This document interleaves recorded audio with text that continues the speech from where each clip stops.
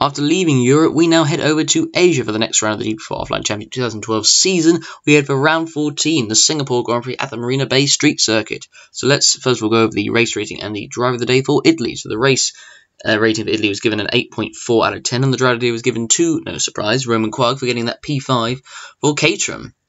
Team news for this week is that Viggo Holst will stay at McLaren for the 2013 season, and another team has been confirmed with Toro Rosso signing William Duncan from GP2 for the 2013 season, which means it cast a question of doubt as to where Sam Thompson will go for next season, with Franco Gamba partnering William Duncan for 2013. We're here for Singapore, probably one of the longest races of the season, 61 laps, 23 corners around this circuit, the circuit length of 5 kilometers, that's about 2.5 miles. Lap record set in 2009 by Michael Scow, 133.6. So it should be very interesting. This race, we've obviously got the Singapore Sling as well, so it should be fascinating. But anyway, so here is the grid. So Viggo Holst on pole position, Michael Scow second for Red Bull, third Volker for Red Bull, fourth Jiri Mata for McLaren, fifth place George Roque for Lotus, sixth place Waze Cooper for Ferrari, followed by Jose Willis, his teammate, in seventh, and Robert Ionescu qualifying in eighth for Sauber. Onto the fifth row of the grid, we have Sam Thompson and Jay McKenzie, 9th and 10th respectively. The sixth row is Björk Hartgreasen and Alex Southgate for Sauber and Mercedes respectively. Vinit Sontag in 13th place, Amar Kar in 14th, 15th place is Kirosima De Rosa, 16th place Franco Gamba, now confirmed at Toro Rosso for next season, which will give me a bit better news after what was not a great qualifying from Toro Rosso. 17th place is Rodo Moyton, followed by Sean Grant in 18th for Mauricio. 19th place, Roman Quag after his P5 last week at the Italian Grand Prix. 20th place, Zachary Fitzwater. 21st, Alan Wolf. And in last place, Oliver Glazebrook for Caterham. So that is the grid for the race. Now let's have a look at the weather. And no surprise, it will be, I won't say blue skies, it will be night skies at Singapore, but no rain at all, so it'll be once again a nice hot humid race at night, but it should be quite fascinating, so it should be interesting to see how this race goes. So let's now head off to the grid for round 14 of the season. We've only got 6 races to go. It's amazing how quickly this season has gone through. But anyway, here we are on the grid. Holst is on pole. Gal is in second place. The lights are about to come on. The old lighting system, as usual, we now have 3 lights, 4 lights, and 5 lights. It's a fairly long hold, and now we're underway. And who is going to get the jump into turn 1? Holst seems to have got a decent start. Is he going to get it ahead of Volker into the first corner? And the answer is yes, he does. He takes the lead. He's now, well, keeps the lead, I should say, because he was on pole position. Volker trying to make a move on the inside into the first corner, didn't quite make it stick there. As they now head towards the back straight, they head towards into turn 4, I believe. Now heading onto the back straight for the first time. So in second place is Volker. And I believe that was actually, I saw a Lotus that got through into third, and it wasn't. Yes, that is George Roque, who's now trying to make a move on Volker for second place, coming down into Raffles Boulevard, and has he made it stick? And yes, he has, and George Roque is up into second place past Volker. As we look at all the other cars going through, Ionescu's up to 5th, he's made a great start. Kuva's down to 9th, he's dropped quite a few places. Look at the rest of the on, Gamma's moved up quite a couple of positions. There's Moyton, Wolf, Glazebrook, Fitzwater, who's dropped down to last. Robert Ionescu has gained 3 places at the start, so he's made a good start for Sauber. As we head towards the end of the first lap for the first time, as now we head into the hairpin, and there's a yellow flag out, and I think something has happened at the back. And it is, and that is De Rosa who's out of the race, and there's a Williams there, I think, who's involved, and there's been a Caterham involved as well. And the first incident at the Singapore Sling, as Holst still has the lead, George Roque in second place at the moment. But oh, and there was what happens. De Rosa went up in front. It looks like to have been involved with the Caterham there. I don't know who that was. I couldn't quite tell. As we look at the replay of it once again, as here is De Rosa. So let's go on board with him and see what had happened into the chicane. And so did he go off by himself? And oh, he just got absolutely smacked by someone behind. I don't know who that was. And Moyton actually lost his front wing, and oh my goodness me! And was it Wolf who got hit? Who hit into the Caterham, who then went into De Rosa? I'm not sure, but I mean they both tried to move, and oh, and no, Wolf got hit behind by, I believe, was it the other Caterham of I think it was Oliver Glazebrook, and I'm not sure, but I think it was certainly involved the 2 Caterhams, and I'm pretty sure it was. But Glazebrook, because he doesn't seem to have got any damage from that. As we look through, as there's Viggo Holst currently lead, Roque in second, and oh, Wolf has now gone off at the hairpin. And that is now him out of the race. He's obviously been hit by somebody. And he's obviously been hit by probably one of those cars involved in that crash. But that is Alan Wolf out of this race.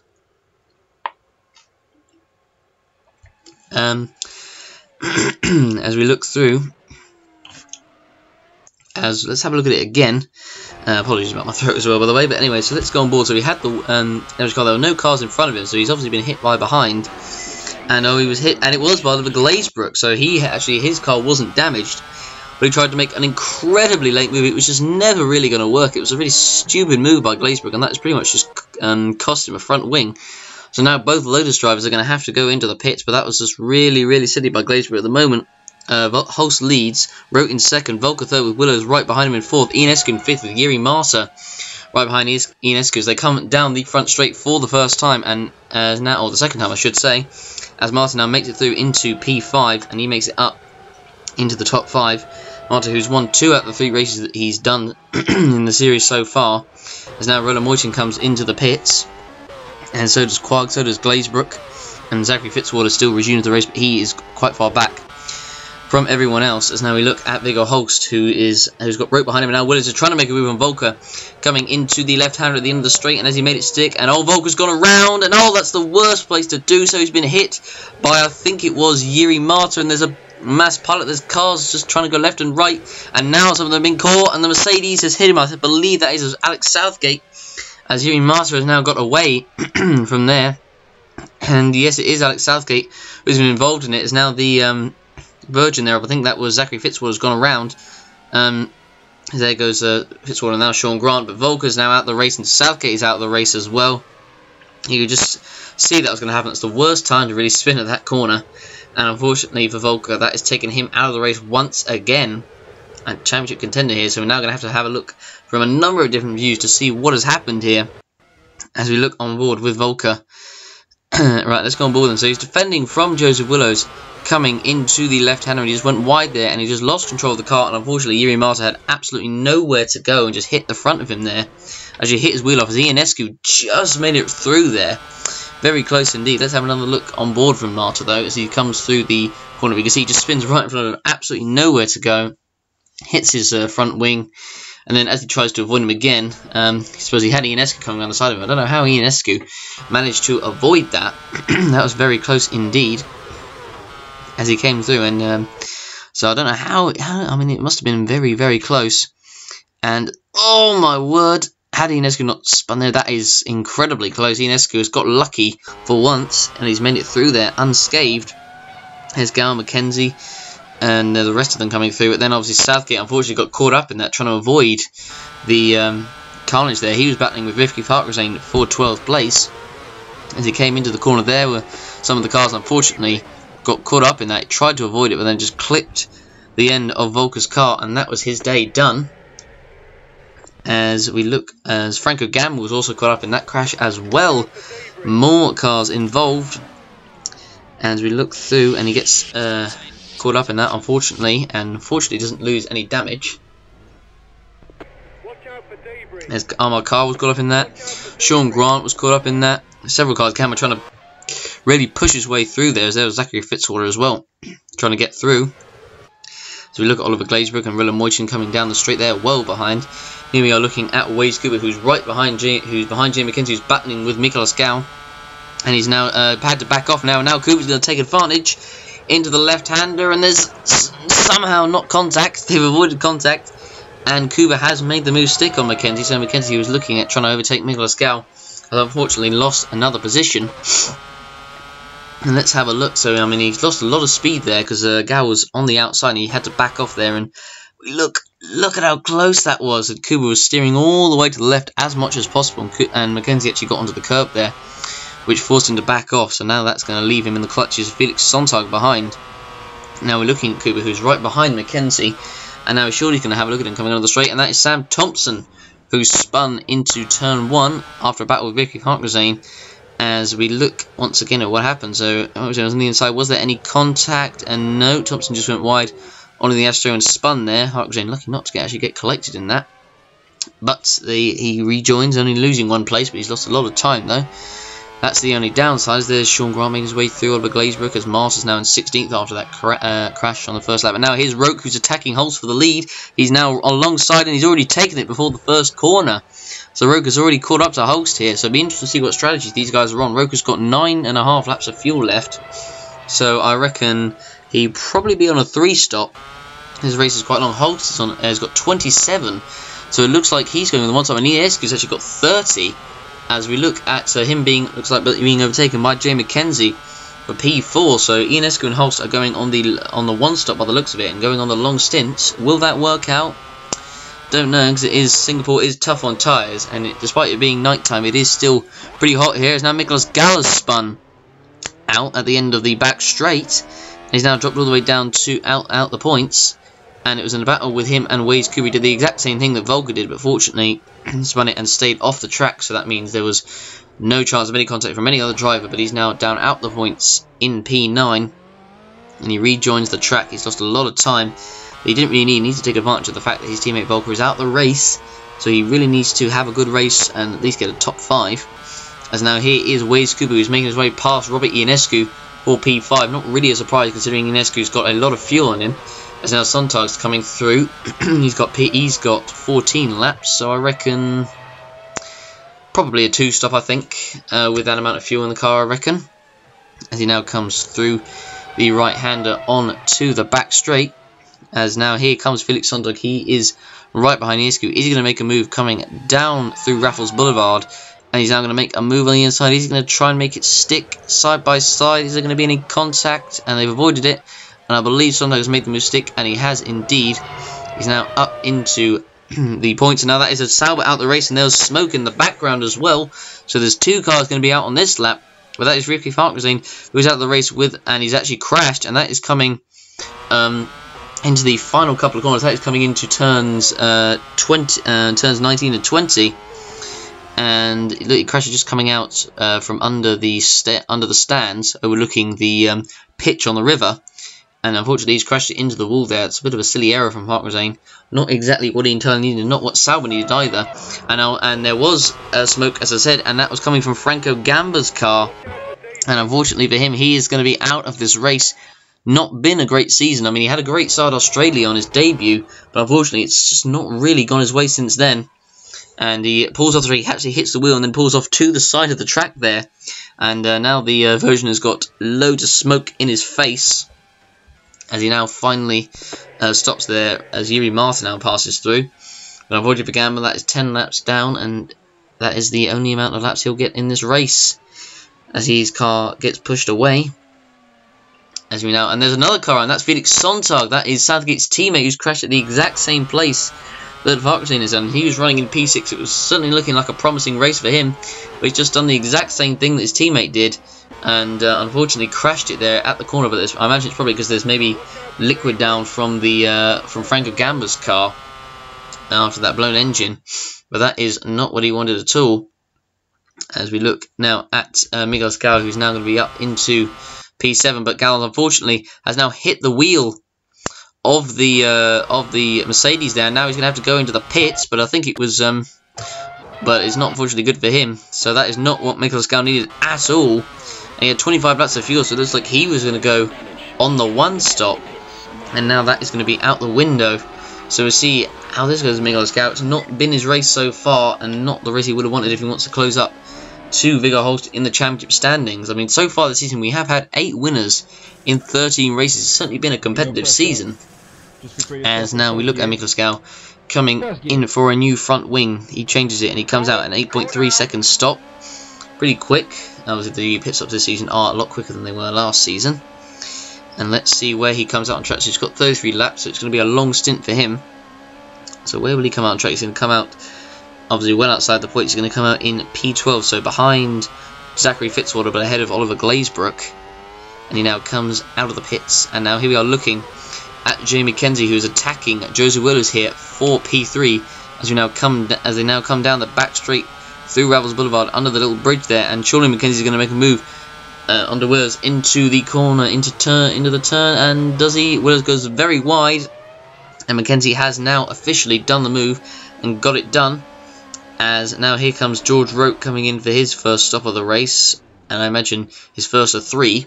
Let's see how much fuel they put into his car. 22 laps, so I mean, it could be touch and go whether they decide to do another stop, but I don't see the tyres lasting too long after the second stop. But we'll see anyway. Now Jamie McKenzie comes in for his first stop a lap later, and let's see how quick his stop will be. Changes tyres, and it's going to be a quick stop. Fuel goes in, 19 laps, so it looks like he is on the same strategy as Roke is. And let's see where he comes out on track. Of 5 seconds up exactly, so that's pretty quick from the Lotus crew. And he comes out, he's going to come up behind George Roke, and actually Sean Grant is actually going to be in P7 at the moment. So that's a good race so far for him. And now here is McKenzie and Roke battling with Robert Ionescu here.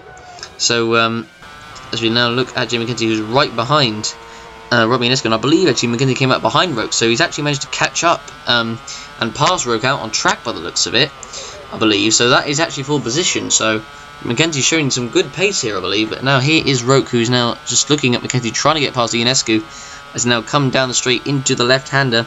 Is he going to make a move? McKenzie tries to, can't quite do it. Ionescu is obviously on a 1 stop, so he doesn't have to pit for another 10 laps or so.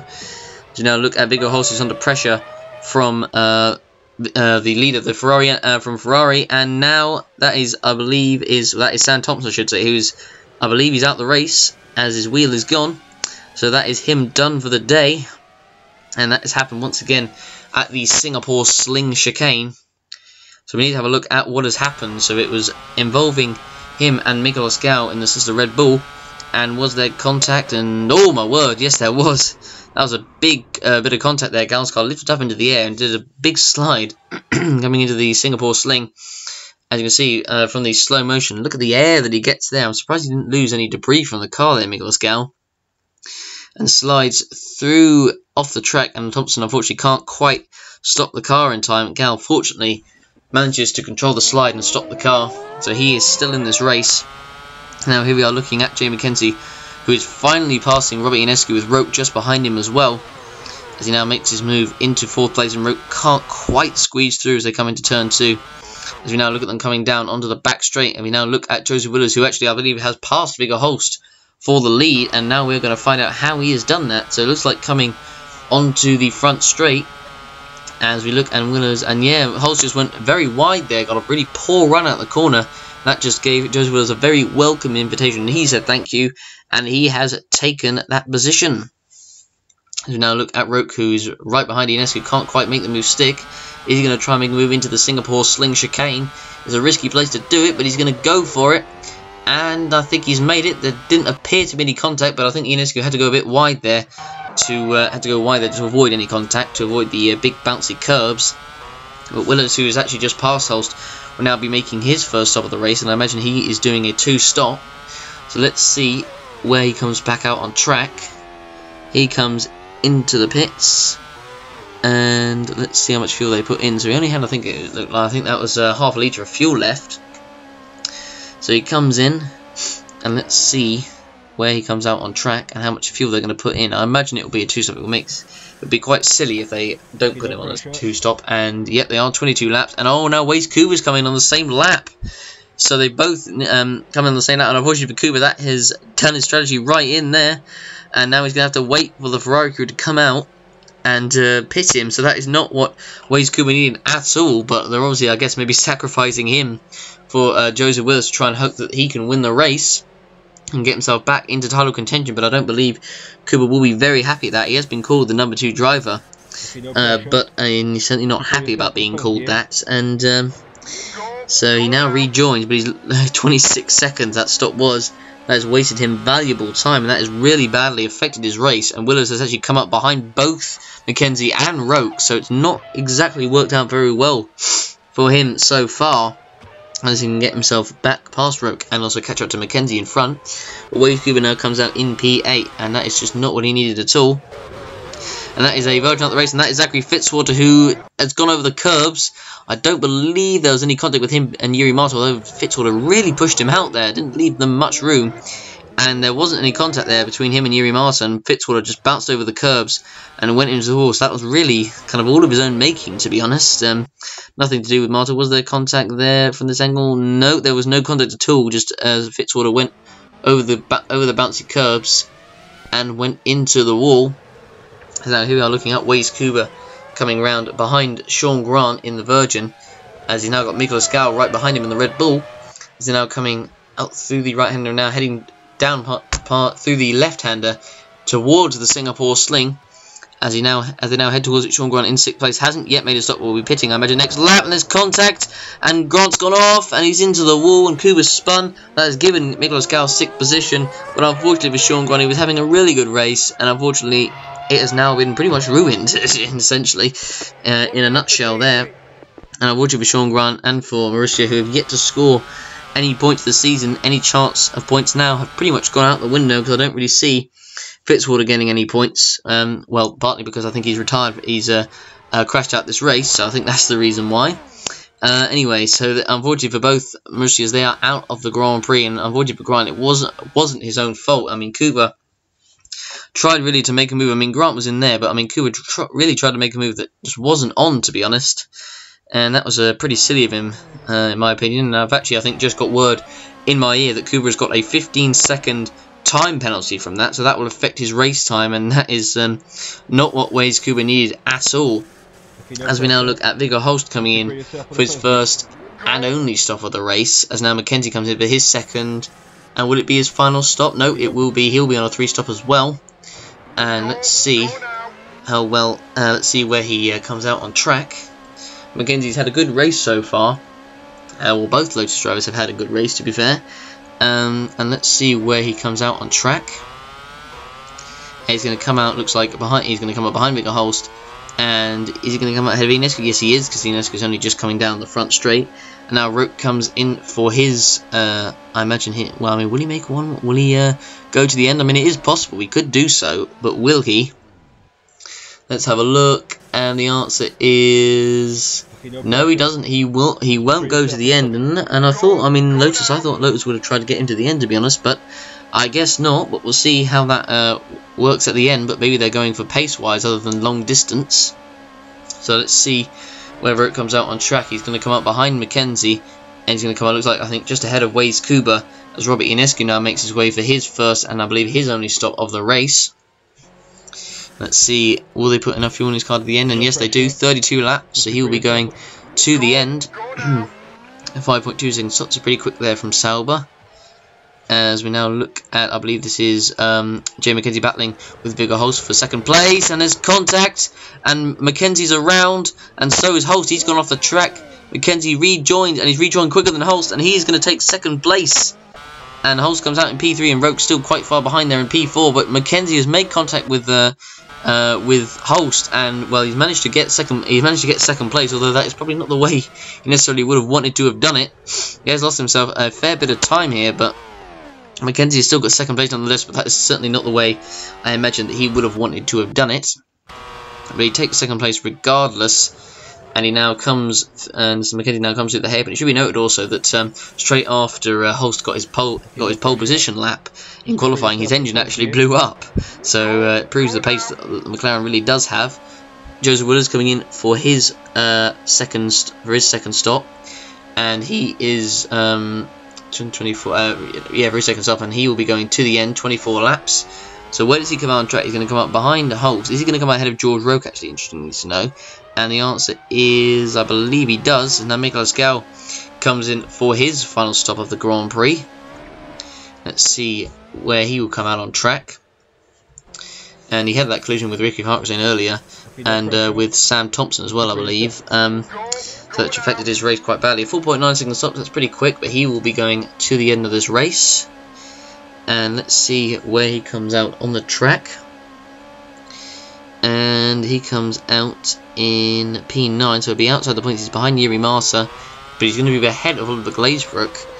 And he comes out in P9, so now he has the rest of the race to hopefully maybe grab a point or so out this race, which I think he could do. So now looking at Robert Inescu, who is battling with Amar Kar here for P6.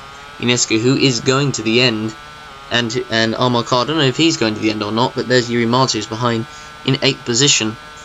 As they're now coming into the left-hander through Raffles Boulevard, and oh, there's contact, and you can just see that was going to happen. Car's gone off, and Robert Ionescu spun. Yuri Mata's moved up into 7th place, and he's now right behind Armor Car. That's given him a good advantage, but you could just see that that collision was going to happen there between Ionescu and Car.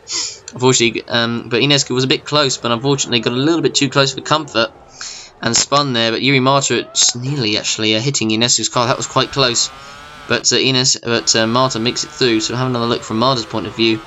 So there's Ionescu that goes around. He does quite well to avoid it, and Car comes up just in front of him there. So Mata can't quite make the move stick there, but he's still got another few corners, another few chances to do so. Armor Car now comes in for his final stop of the race, and as he comes into his pit box. And I do apologise for the little bits of lag that we have on the screen. Nothing we could really do about that. As Armor Car comes in for his final stop, and it's a 6.5 second stop. And he's going to come out, looks like, in P9, so he's going to come out ahead of Oliver Glazebrook. So I guess that means I don't think we have very many cars left in this race, I believe. As we now look at car coming out onto the track, as now Jay McKenzie comes in for his final stop of the Grand Prix. Now on the lap 45, so Joseph Willis at the moment in the lead. Roke, who will obviously have to make another stop as well. 19, that's the fuel, so he will have to pit one more time. So he won't have to pit, I should say, one more time. He will go to the end, so I imagine he'll absolutely hammer the car in these last 15 laps to see what he will get out of this race. And he now rejoins in P4, so he's got plenty of space and no cars ahead to battle. And so here is a battle between Joseph Willis and Viggo Holst for the lead, and there's contact made again, and Holst has gone wide, and he's managed to stop it before the wall. And Willows has made it into P1, but George Roke is right behind him in P2, and both will have to make another stop before the end. But Viggo Holst has been knocked out of the lead, and that is not the race he wanted at all. And Holst is making a interesting way of rejoining the track, and that is going to play into the hands of Jay McKenzie. Let's have a look again on board from Joseph Willis' point of view. Actually, no, Joseph Willis won't have to pit again, I should say. That's my mistake. As we now look, I mean, you could just tell that was really going to happen, and Willis managed to just control it from spinning, but that is going to hand an advantage to Jay McKenzie, who's going to move up another position. As now Holst has dropped to P4, and McKenzie is now Holst making still quite an interesting way of rejoining the track, and he's now stopping. I think he's waiting for the car pass to go by, and he's still not getting going. He's obviously having problems restarting the cars. Now Waze Kuba goes past, and now he finally does rejoin, and that has pretty much eliminated any chance of Viggo Holst winning this race. And that is going to be interesting with regards to the championship. That's going to work well for Willows. Certainly, he'll close up to Holst in the championship if he wins. But he's still got George Roke for company right behind him. So that's the thing he needs to focus on right now. As now we look at Waze Kuba, who's coming in for his final. So the race, don't forget, he does have a 15-second time penalty. So it'll be interesting to see where he finishes and if he has done enough for a points finish. Let's see where he comes out in the pits. He's only got, I think it was 8 tenths of fuel left, 8 litres I should say. And he comes in for his final stop. 16 laps of fuel, comfortable enough to get to the end. 6.3 second stop. And he's going to come on track. At the moment he's down in P7. And he now rejoins. Is he going to come out ahead of Armor Car? And the answer is... And it looks like I think he is going to come out ahead of Armor Car.